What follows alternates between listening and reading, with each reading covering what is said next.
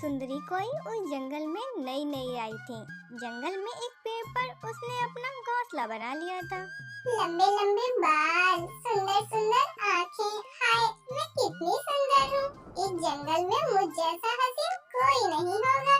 जाकर जंगल घूम के देखती हूँ। ऐसा सोचते हुए सुंदरी कोई जंगल घूमने चली जाती है। हेलो मिट्टू तोते, कैसे हो? जाते हुए सुंदरी मिट्टू तोते से ऐसा कहती है। थोड़ी देर के बाद सुंदरी कोई को नदी किनारे गौरी कोई बैठी हुई दिख जाती है। सुंदरी कोई गौरी के पास जाती है। मैं मधुबन वाले जंगल से आई हूँ। मेरे बाल कैसे हैं? कुछ खास नहीं, बस थोड़े लंबे जरूर हैं। मेरे भी बाल ऐसे ही लंबे लंबे थे, मगर मैंने उन्हें काट दिया। मुझे पसंद नहीं है लंबे बाल।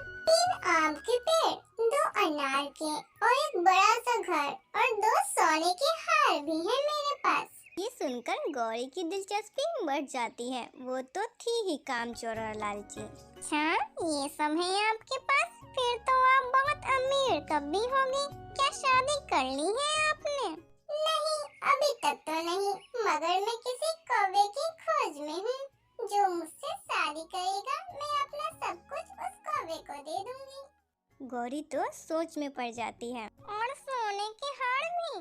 और क्या, सोने का हार बेचकर मेरा पति कोई व्यापार कर लेगा। कौवा है मेरी नजर में। अगर तुम कहो तो मैं बात करूं उससे। क्यों नहीं, मैं कल आपको पास वाले पेड़ पर मिलूंगी। आप कल उसको यहाँ ले आना।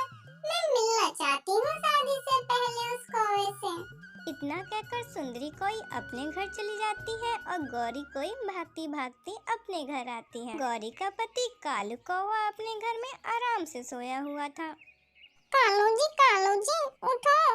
कालू जी, हर समय सोए ही रहते हो। अरे गौरी, क्या है? अभी अभी तो सोया था मैं। कालू जी, एक काम करोगे मेरे कहने पर? काम? कौन सा काम बताओ?